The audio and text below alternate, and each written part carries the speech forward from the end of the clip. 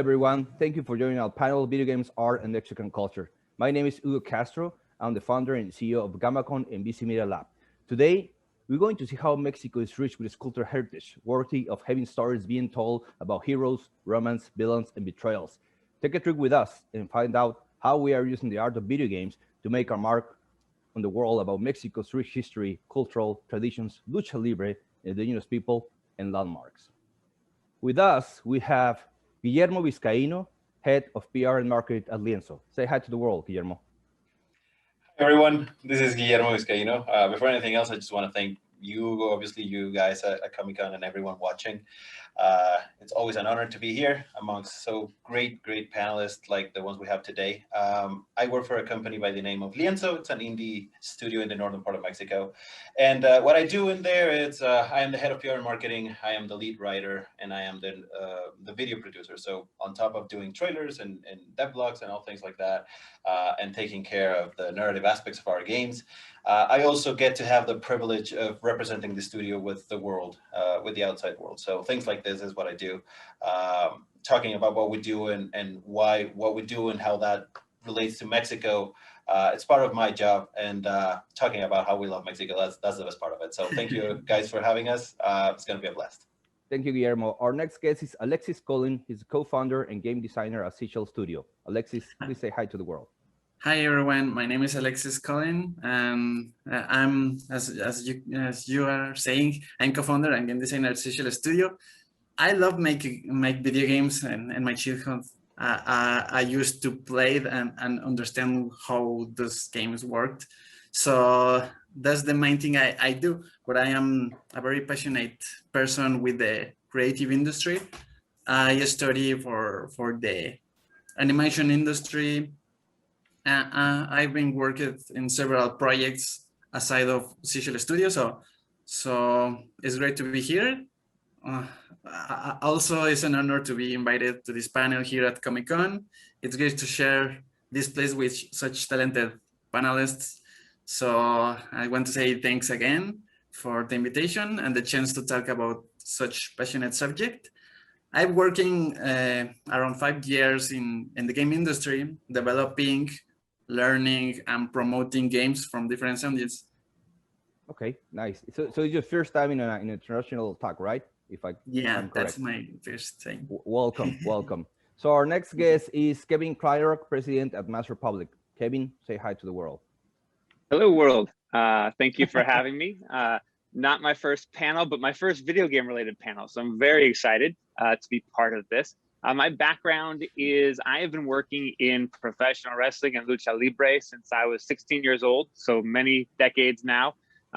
Grew up in Los Angeles and was part of the lucha libre scene there for many years. And I've worked with stars from Mexico and the United States, from the Conans and Psychoses and Juventud Guerreras, Rey Mysterio Seniors on down. And now as president and COO of Mass Republic, we work to bring Lucha Libre outside of Mexico into the world. And lately, that has included entertainment, including video games. And so we're excited to see where this all goes. Awesome. Thank you, Kevin. So what is Mexico to a Mexican? Mexico is a great country. I love Mexico. We have great rich history that begins with a pre-Hispanic civilization across several millenniums and all the way to our revolution, which just passed this past century. We have been at war with our own pre-Hispanic cultures, with the Spaniards, with the French, the Americans, and even with ourselves. We don't know how to put up a good fight. So many stories to share to the world. Right? What do you think, guys, of that? Agreed. Yeah, no, it's a very rich history, and it goes like everywhere.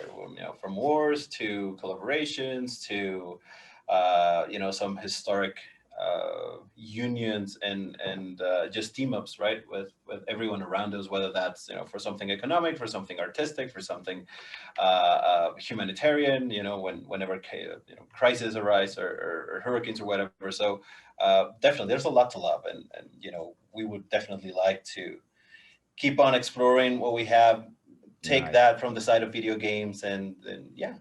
And what about our food? We have delicious food. No one can deny the pleasures of eating Mexican food. and we have so many types of food through our extended territories, whether you're in northern states, central, southern Mexico. And I know several of our listeners are already thinking about tacos and quesadillas. What do you think of that, Alexis? The food of Mexico is amazing. I think is as part of the colorful of the country. I used to think that the people of Mexico is very warm, and I think it is transforming into his culture, and his culture is transforming into his food, and it's awesome. Some of the restaurants very famous across the world sells tacos and something like that, guacamole. Guacamole. So those are the most famous, but there are some others, stuffs, elotes, and of course our game has things with Mexico. Yeah. We are famous for guacamole. I mean, avocado is one of it's actually a fruit that exports to all over the world, and it's very important for us as a brand, as a product, and everyone loves avocado. But I'm sorry for saying this, but I must be the only Mexican in the world that doesn't like avocado. Don't kill me, don't kill me, but that's a true story. So anyway, so speaking of extended territories, how big we are, do you know that Mexico has the 5th place in biodiversity in the world, being considered a mega diverse country? For these reasons, our different flora and fauna are impressive. So much game to hunt and herbs to collect to make potions. Hey, you know where I'm getting at? See? And also it's worth mentioning that our Mexican luchadores have been part of our culture since the 19th century. And I will say modern girls, and because we will have gladiators all the way back to the pre-Hispanic cultures. And we might talk about that in a little bit. So do you know that even on the 19th centuries, our Mexican luchadores were already using spandex, boots, and capes even before Batman was a sperm? Yeah, might be saying a super sperm, but yeah, we were first. So please, let's start talking more about with our guests. So Guillermo, tell us about your company and why you love Mexico. All right. Yes, well, as I said before, I work for a company by the name of Lienzo, which is an indie development studio for video games located in the northern side of the country, or the Republic.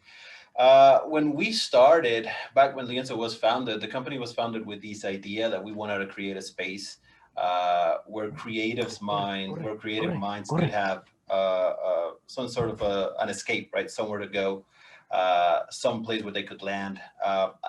You guys probably don't know this, but the northern part of Mexico is not known for creativity. It's not known for having a diverse cultural, digital centric industry. Not at all. It's a manufacturing centric area where if you want to progress in any sort of capacity in the professional world, you have to adhere to a very dry, very square type of industry. Manufacturing industry, that is. And so we wanted to create a place where people like us, people that are different, people that are nerdy, the people that are maybe more artistic in the way that they want to push their professional careers, could arrive at. And so that's how Lienzo started. And then once we already got that going and started bringing people in with that creative artistic side of them worked up, we started figuring out what we wanted to do in terms of the games that we wanted to make.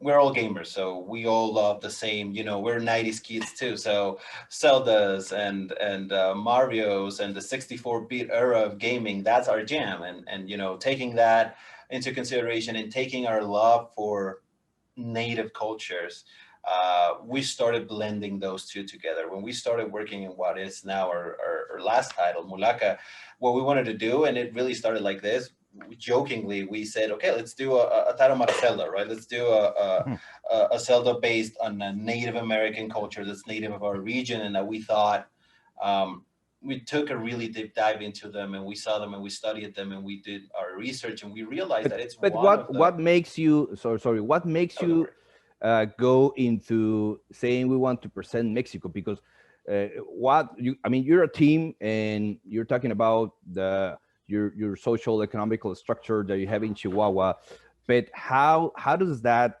and your group of your team, how does that sparked the need to say we love Mexico and we are patriots. We want to show Mexico to the world because this is freaking amazing. This is the best country in the world. So where did that passion, that drive came from? That's part of it. When we started doing that research, we realized that, you know, some of these mythologies, some of these civilizations that we have native to our territory, they have some of the most amazing stories out there. And I would go as far as to say that they're right up there on par with, you know, the Greek and the Roman mythologies, with the Asian, you know, Japanese mythologies, with the Norse mythology, in terms of, you know, grandeur and epicness and all that. And no one knows about them. And we hit that wall where we realized, you know, how is it possible that not even us know about this, right? Not even us within the state, us within the country. It was outrageous. And so we thought, you know what, someone has to do this. Someone has to talk about this. And that's when Mulaka became a game that we needed to do instead of a game that we just wanted to do. You know, following up with these stories, with these mythologies, with this richness that we have as a country. That's where it sparked. And, you know, it ties really well with what you were saying about loving the country and loving what we have. There's a lot of things that we can offer, and that's just one of the many. And we thought we were in a fantastic position to do that talking, right? Being a Mexican team with Mexican capital, with Mexican team members, talking about Mexican stories, that's where we wanted to go. And we managed to do just that with the game, awesome. Which we're very proud of. Yeah. That's great. That's great. Now, Alexis, your turn. Tell us about your company and why you guys love Mexico so much. I want to agree with Guillermo. I want to say that I think everyone knows that our country is a very cultural country. I mean, no, a very creative country.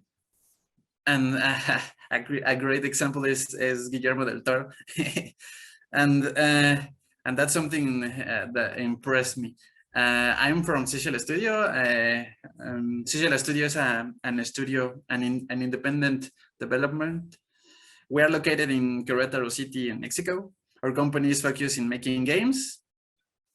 This has an impact since we are the first studio in the state of Querétaro that actually land a game in home consoles. That is something that brings me so much happiness. It's okay if we speak Spanglish every once in a while, okay? Yeah, okay. Thanks. So as I was saying, Mexico is a country so rich in culture, and it's incredible how popular it is in other countries. I am impressed by that. And that's, well, it's very appreciated by other countries. And that way we can find representations in films, video games industry, and the stuff that is not necessarily produced by Mexico. So how do you see the difference? I mean, Guillermo sees Mexico from a very northern perspective because he's all the way to Chihuahua. You know, it's the northern part of Mexico, and you are more central, southern part of Mexico in Querétaro. So you believe there's a difference in the perspective of how we see Mexico? I mean, from Guillermo's northern perspective to Alexis' southern central perspective? And not too much. I don't think so. I think the tacos are still tacos, right? yeah, everyone eats tacos, but I think we are pretty much the similar people. I used to think that the people that is kind of different is of the I don't know who to say it, south of Mexico, because from the center of Mexico to the north, we are a people that begins with ranch towns, little towns, and big families, and also I want to talk about this and how it's reflected in the industry, because one example I want to bring here is a Pixar movie called Coco. Everyone's know it, and it's an example of how we are, because its research and portraits of Mexico lifestyle and customs are very impressive. My mother's family is from Zacatecas, and so during my childhood I used to visit the town in a ranch called El Saladillo. And there you can find families driven through agriculture. And the importance of family values were well represented in the movies, and we were so well represented that I feel identified with it. So I think when other countries trying to bring the Mexican culture to some movies or video games, I think is an awesome experience to bring. Yeah, and you were talking about, you know, the families, how tight they are, and where the grandma is still a very important figure of the family. And if you if you misbehave, you get the chancla voladora, right? The flying flip-flop through your head. And they will aim at it. And no matter if you turn around a corner, the freaking flip-flop will turn around the corner and hit you. Or it will bounce off the wall several times until it hit your forehead. Those grandmas really know how to throw the chancla voladora, right? That's violent, but that's correct. Hey, that violence lead me to video games, right? Yeah, but we won't talk about violence in video games. That's maybe for another panel, but not this. Yeah, but there's also other examples of funny ways to represent Mexico. For example, I want to talk about another game that is on the other side of the world, developed in Japan, Mario Odyssey. And Mario Odyssey has an amazing way to represent the Mexican culture in a cartoonish style. You can find the skeletons dancing with sombreros and maracas, and temple ruins and something like that. And that was a very funny to experience by my side as Mexican. Yeah, I think there has been several attempts or several very successful attempts and presenting Mexico through video games. So Kevin, your turn, please. Tell us about your company and why you think Mexico is so awesome from an outsider perspective. Now we got central, northern, southern, and then we got an outsider. So let's like super northern, so northern it's the United States. Yeah. So my company, Master Public, as we talked about, you know, really the only company in the world dedicated to expanding Lucha Libre outside of Mexico. People often look at me and go, "Wait, you're the Lucha Libre guy?" But my business partner, Ruben Zamora, is from Southern California, but Mexican American. And he grew up going to Lucha Libre, both at the Olympic Auditorium in Los Angeles and at the Auditorio in Tijuana. And so we met up. I mean, amazing places to see Lucha Libre. And so he grew up, and you know, he'll often tell the story about, you know, while I was reading Marvel comic books, you know, when I was in elementary school and middle school, he was seeing luchadors as his superheroes. He didn't care about Batman and you know, Superman. He went to the arena and he saw them with their capes and their masks flying through the air, but he could actually reach out and touch them. And you know, so his dream was always to be able to present that to an American audience. And so he, in addition to kind of becoming a business manager of some of the luchadors in Tijuana to help them get booked on shows in the United States and to help kind of manage their relationships in the United States, he promoted events in the San Diego area, Lucha Libre events. And then we met up back in 2004 because he was working with Conan, who had worked for me and one of the previous wrestling companies that I produced and wrote television for. And then I had started with a new company in 2004, and I realized that nobody had ever put out Lucha Libre DVDs in Spanish in the United States. And it was so weird, right? Like, how did this not exist? And so Conan had a vast library of his own content from shows that he had produced. And this had like super early matches of like Rey Mysterio and Juventud Guerrera wrestling in a bull ring in Mexico with just a dirt floor before they became super famous globally. And so we released those DVDs, and that kind of parlayed into us doing a television pilot together. And then about 10 years ago now, I joined him in Master Public kind of full time. And we've been really focused on answering that question of how do we bring Lucha Libre outside of Mexico for the world to actually kind of understand and appreciate. And depending on kind of the day or depending on the hour, we approach that in different ways. We represent a lot of the superstar luchadors for their intellectual property. I don't think it's a surprise to say that Mexico has a culture of bootlegging. So you go to an arena and the wrestlers, you know, masks and t-shirts are being sold outside the arena with them receiving no cut from it. And they're actually really, for the most part, okay with that because it's just kind of part of the culture. But we wanted to make it easier for fans outside of Mexico to buy officially licensed merchandise and to let the luchadors make money that they were never making before. Yeah. So we started really kind of with t-shirts and just directly off of our own websites. And now we've grown an entire brand called Legends of Lucha Libre, where we have action figures and we have action figures, Halloween costumes. We just came out with a cookbook. There's a number of other Eat like a luchador, right? Yeah, Eat Like a Luchador, which is it is a cookbook that is primarily Mexican, but you also get like biographies and histories of luchadors. And as you were talking about the grandmothers and you know, something really resonated with me, because to me, what's so wonderful about Lucha Libre is when you go to a lucha show, you get those multi-generational households all coming to Lucha Libre. Yeah. It's a very, I would say, authentically Mexican experience that, you know, with traditional professional wrestling, you don't necessarily see that. You don't have the grandparents and the parents and the grandchildren all necessarily going to the show together.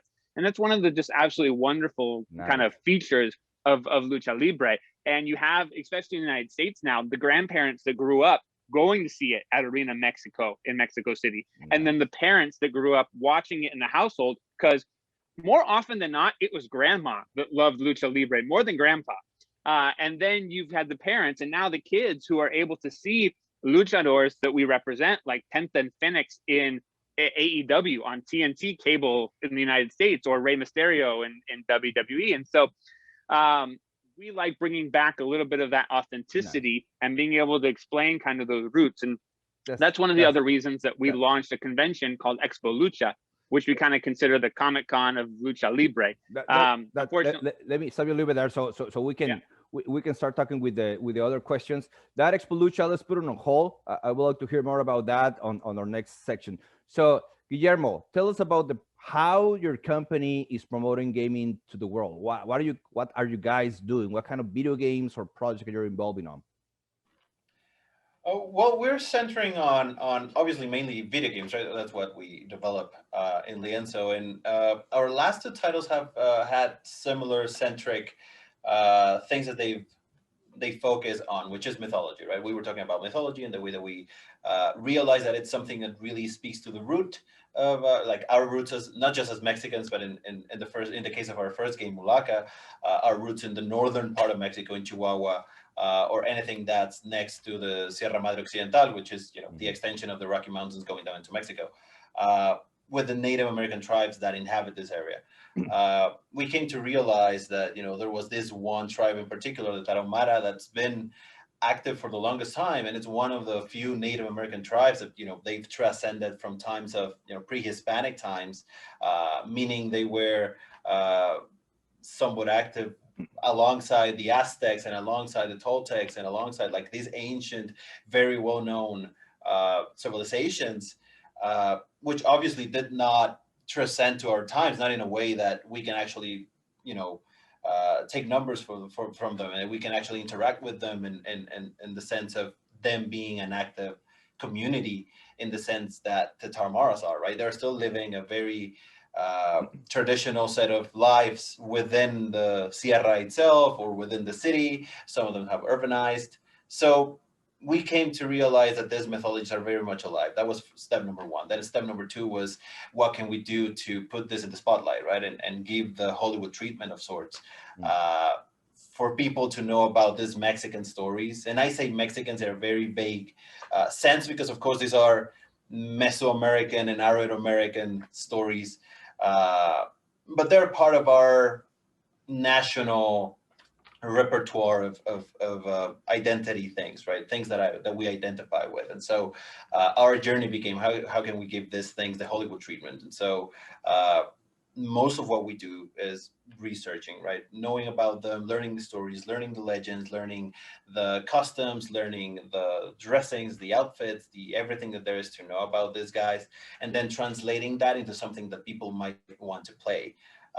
It's important to point out that, again, we are a video game development studio, and so making video games, that's the centric part, and making a product that's fun, making a product that's interesting, making a product that's not something that you're going to sit down to learn from, rather to get some entertainment from. That's what we do. And so we try to embed all of these things that we do with the cultural side into a product that you are going to have fun with, right? And the objective is to have you or anyone go out on a Friday night or on a Saturday night, well, maybe not right now with the pandemic, but, back in the day. So you can go out and be like, dude, you know what? I just beat the living crap out of a gigantic rock golem thing in this fantastic game that I just played, and start having a conversation about them. They're called something like Ganokos or whatever, and they are part of it. Like, that's the type of conversation starter that we want to have, right? So how was it? I know I've heard from several of you guys that have tell the story that you guys went to live with the Taromaras for weeks or months, I don't know, days. So how was that experience? It was an interesting experience. I wouldn't go as far as to saying that we lived, with them or alongside them, but it was a period of about a year and a half where we would have very constant trips to the more remote communities, right? The more traditional communities. And basically what we wanted to do was two things. And the first part of it was getting the permission, to getting the green lights, and getting the people that's actually part of the community, because we're not a part of the community, not a part of the Tarahumara community. So they knew what we were doing, they knew what we wanted to do, and try and offer a vehicle to solve some sort of problem that they might want to solve, right? In our case in particular, it was the problem of language and language preservation, and how to approach a new generation of Tarahumara that might not be as aware of what they have as cultural heritage, right? Yeah. And the video game was a perfect way for us to do that, right? In both sides, both as a way to preserve language, even if it's just in a small way.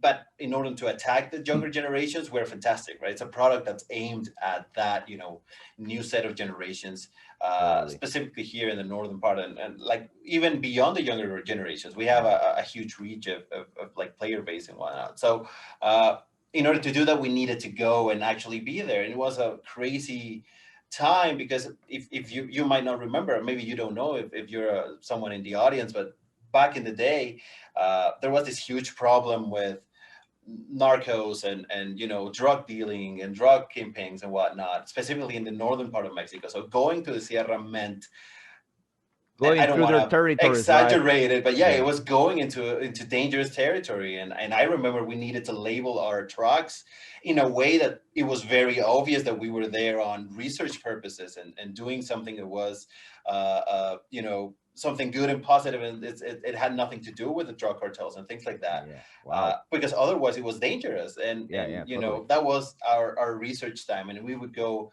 in and out of these communities and get all of the content that we could in terms of legends and myths and whatnot, and then come back home, transform that into a game. And that took us about a year and a half. Then, of course, we started doing the game, and we would need to eventually go back, and we'd had our contacts, and we have people that we knew that could help us go on in that process. So we can have that parallel, always being in touch with them kind of thing. So that's basically what we did with Mulaka. It was a very hands-on kind of experience, as you said, being there with the community, learning from them, trying to see the world from their point of view, which is always really enriching. And we went even beyond that, and we wanted to record the sounds from location, and we were going to have the lake level record the lake itself and things like that, so it's as authentic as possible. And that's what it was. It was a love letter. That seems like a great experience. And we're running out of time for this question. So I know a few weeks ago you just teased us with a new game. Please tell us in about 1 to 1.5 minutes what is all about that game. Come on, we want to hear about it. Our new game is called Aztec Forgotten Gods, and what it is, it's basically the same thing, but we wanted take it to the next level. So instead of staying with the local or the regional mythologies, we started addressing the more national, more well-known ones, which in this case was obviously Mesoamerican. Specifically in Mesoamerica was the Aztecs. We think the Aztec mythology is extremely rich. It's one of the most amazing, most beautiful, most heavily in terms of content mythologies that are out there, rivaling any mythology you want to, like, again, right, Nordic or Greek or Roman or ninjas or samurais. There's a whole set of stories. Even zombies, yeah, any kind of story out there. There's Will there be any zombies in the game? No. We have even better things that are more Mexican, right? Things that are more Aztec centric.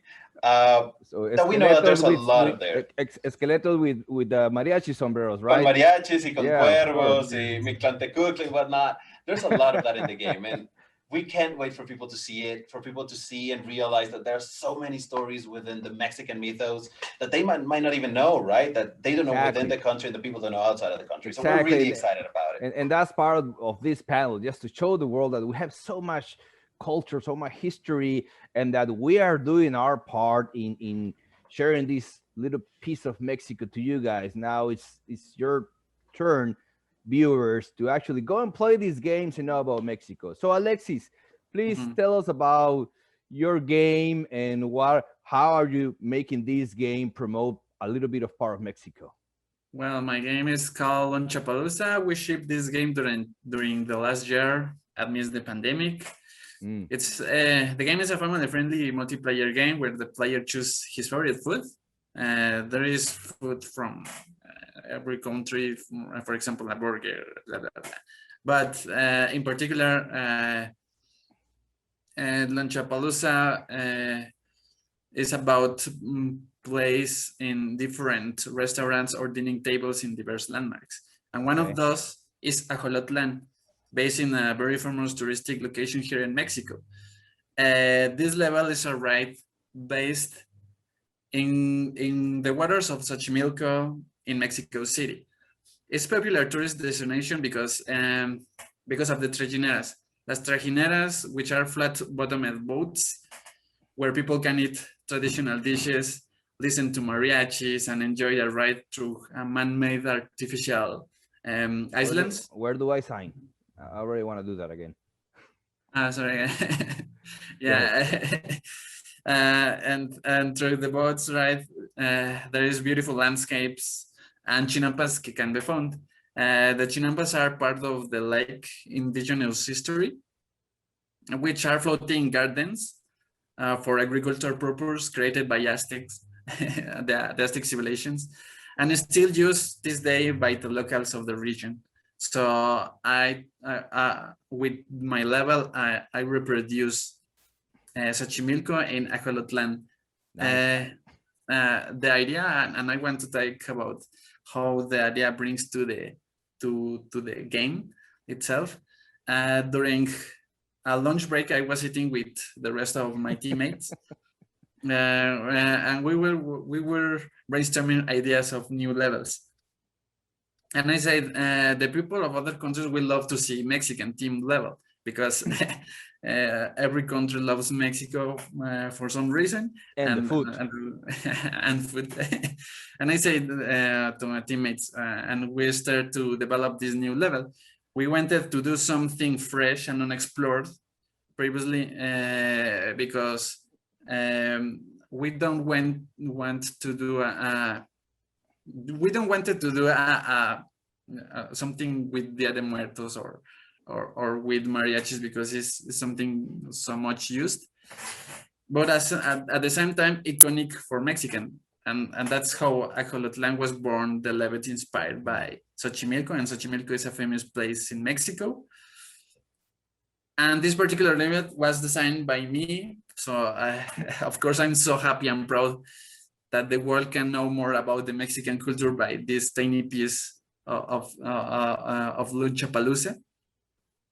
Each part is designed based on Xochimilco features. For example, the battleground of the stage is a trajinera dining table, and it portrays various Mexican traditional items, such as the longboard wooden tables and chairs, clay potteries, dishes, a molcajete. You can see also traditional wooden toys, and so many more things from Mexico. Each trajinera has their very own special name, and that's for the real trajineras from Xochimilco. You can find on its crown there are flower ornaments, panels, and are often named after wives or fiancés. In Lollapalooza, the trajinera's name is... We are so romantic, Mexican in that regards. Yeah. Mexico is very romantic and very warm. and in the game, the trajinera's name is Gitana, but this name is the name of my dog. Well, we can be romantic with our dogs as well. Yeah, of course, we love our dogs. We love our pets. Yeah. And what more? The path of the boat, the path that the boat follows in the game is actually based in actual maps of Xochimilco's rivers. Mm-hmm. But in the real life, you spend like 3 hours ride approximately. Mm. So with the game, I choose to offer a tiny and condensed experience of it, because each match in the game lasts around 3 minutes. Okay. So I do. You fast forward that whole 3 hour. Yeah. And there isn't. Also, there is an interesting and creepy place in Xochimilco called. To get to that, I'm glad you mentioned it. Yes, go ahead. Tell us about that. That place is called La Isla de las Muñecas. The island of the dolls. Which means the island of the dolls. It's a small island with a house and trees covered by old broken dolls. Folk size is haunted, and you can find a wink to it in Ajolotl. Mm. So it's the spooky part of the ride. For the game itself. So that's portrayed in the game, right? Yeah, absolutely. I tried to emulate Xochimilco in Ajolotl, and right. Also the music, and that's an important part also, because the music was composed by a composer called Carlos Ernesto Lopez in Guadalajara, Jalisco, and he recorded with an actual mariachi player, nice. Don José de Jesús Cervantes Ramírez.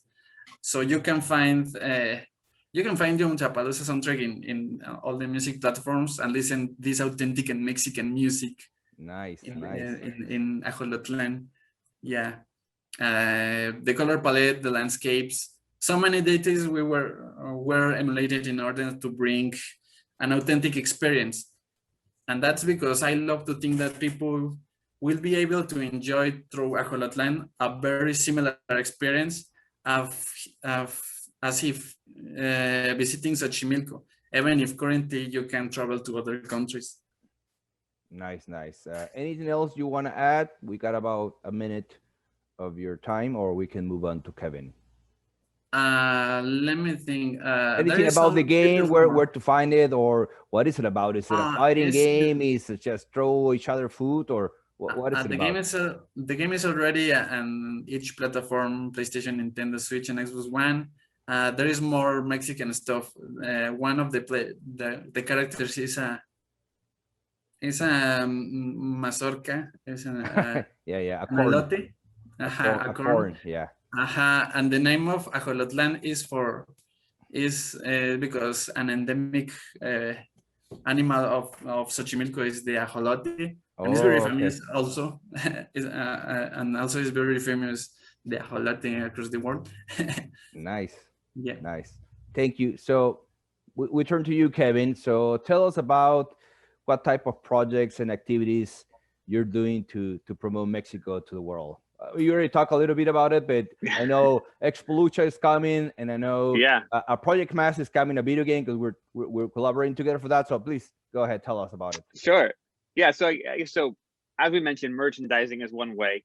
Letting fans get their hands on official merchandise and letting luchadors get paid for that. Then we started Expo Lucha. The pandemic put a little pin in it, but we had done one in San Diego and one in Las Vegas, and now we're hoping 2022, we'll be taking it to Philadelphia and hopefully some other markets in the works. So expolucha.com for that information. But one of the things that we're very excited about is our first step into the video game world. You know, and it's not sort of just like Alexis was mentioning, you know, for us to put our foot as Master Republic forward into the video game world, it was really important for us to work with Mexican developers because we want to make sure that this is a very authentic experience. And as much as I've been doing Lucha Libre for decades now, and my partner's been doing Lucha Libre for decades, there's so much more that we want to be able to put on the screen and be able to bring from Mexico into our video games that we're very excited about what is currently called Project Mask. It is a collaboration between Master Republic, BC Media Lab, Gamacon, and Hyperkinetic. And without going too much into detail, it is a game, it is a non-ring wrestling game, meaning this is not about luchadors fighting in a wrestling ring. There are lots of video games that do that. We may even do that one day, but this is more of a story that revolves around Lucha Mask and revolves around travel to various parts of Mexico, where we will be able to explore and show the rest of the world various cities in Mexico, various foods of Mexico and traditions of Mexico, all wrapped within this Lucha Libre story. So we're very excited to do that. Plus, what Master Republic brings to the table for video games and for all of our licensing is those authentic real Lucha Libre stars. So, you know, some of the talents that we represent, I kind of talk about 3 different buckets of talents that we represent. So we represent a lot of the icons, the legacy of Pedro Aguayo, Tineblas Jr., Solar, Super Astro. They are our icons. And then we have our kind of current day superstars, whether it's Conan, Psychosis, Juventud Guerrera, guys that were very big in the 90s and still wrestling today, or whether it's the Pentas and Phoenixes of the world who are in AEW. And then we also represent the next generation. You know, people that we've bet on are going to be the next big players in Lucha Libre, who are now starting to be seen in AAA or CMLL, Super Astro Jr., Mr. Iguana, Ares, Lady Maravilla, Kira. So while we can't talk about yet which luchadors will be in the game, you can bet that there will be some authentic real-life luchadors appearing in Project Mask. And that's, you know, I think what makes Master Republic and Mexican developers working together so great. We bring what we bring to the table, and they bring their experience in Mexico. So how does Project Max tie into the story of Mexico? I know there's a connection to our past history, and it's interesting that I want to mention that because the 3 video games that we've talked about talk about that specific culture. So please tell us about that a little bit. I know there's not many details that we can share, but just the generals.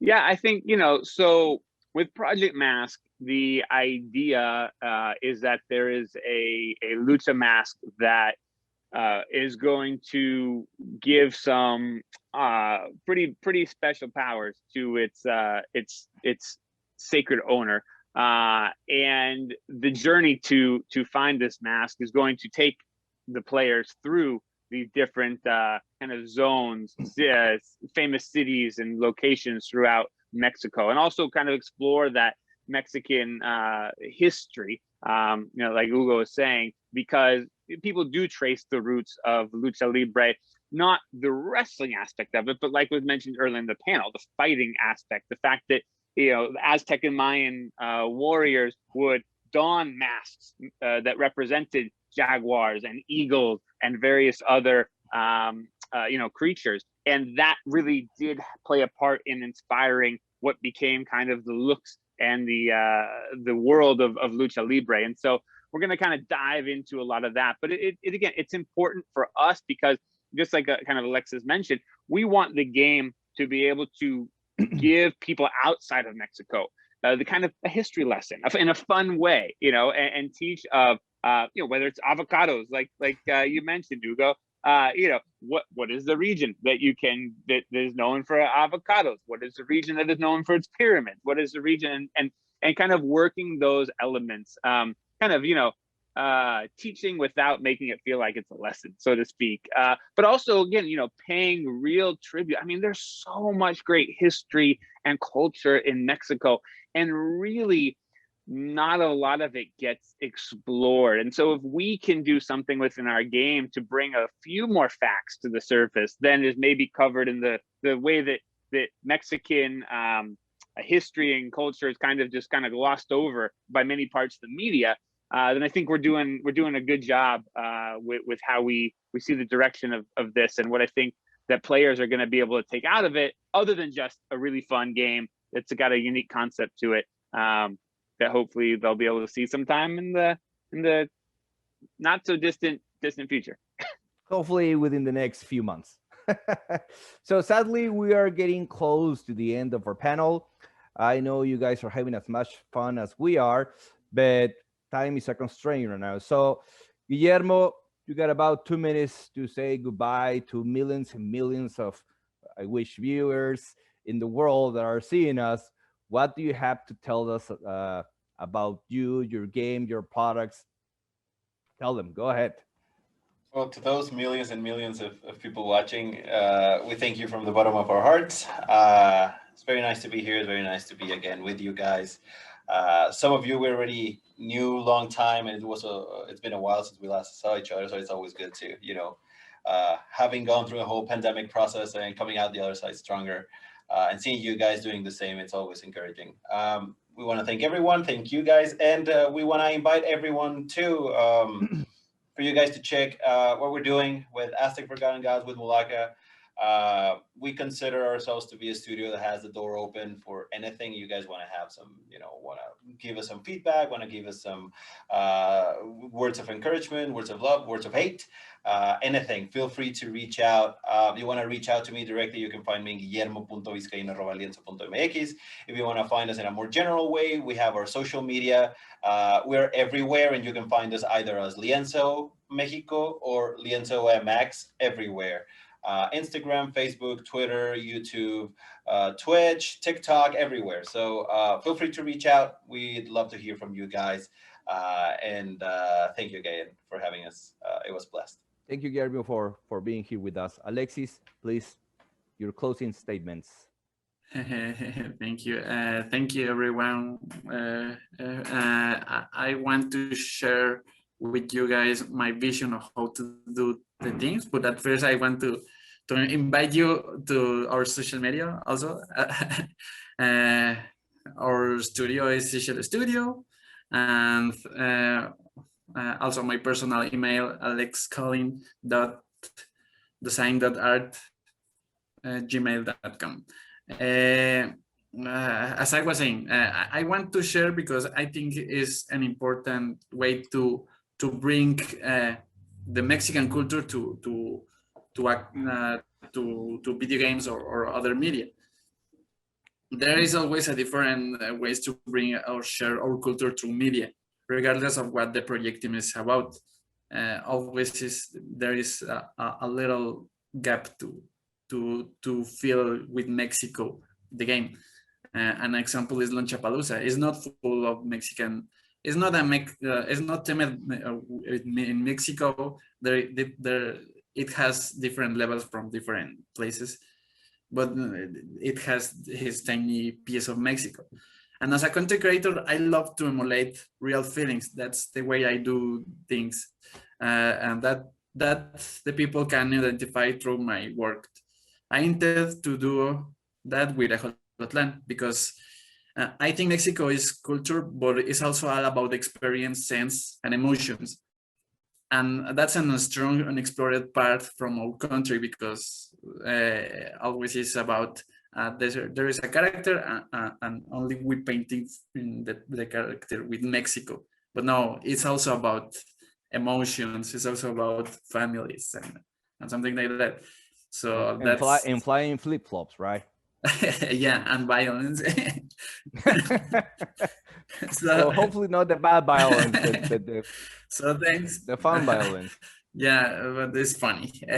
So thanks for having me here. I hope you can enjoy Mexico through Lunchapalooza.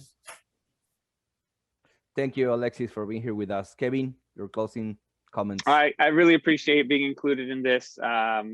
We're so excited. I've dedicated my career, and my partner's dedicated his career to being able to celebrate such a wonderful aspect of Mexican culture. In 2018, the Mexican government deemed Lucha Libre an intangible part of Mexican culture. And I think that, we are very proud to be the ones leading the global education on that outside of Mexico. We're very excited to be heading into the video game space with BC Media Lab and Gamacon and Hyperkinetic. You can find Masked Republic on all social media at Masked, MASKED, Republic, across Instagram, Twitter, Facebook, maskedrepublic.com. And we are definitely looking forward to sharing updates on the video game side of things as soon as we can. And yeah, thank you so much for having me. Thank you, Kevin. Well, that's it from us. Thank you to all the fans, the millions and millions of viewers that are here with us right now. Thank you for putting us through all the things that we were saying, some good, some not so good, some violence, some flip-flops, some foods. I know you guys are starving right now because we've been talking about Mexican food for quite some time. I'm actually looking to get some tacos right now. So thank you for being here with us. Special thanks to Mike Towery for making this happen. Thank you to Comic-Con, and thank you to Guillermo, Alexis, and Kevin. See you guys next year, hopefully in person. Bye-bye.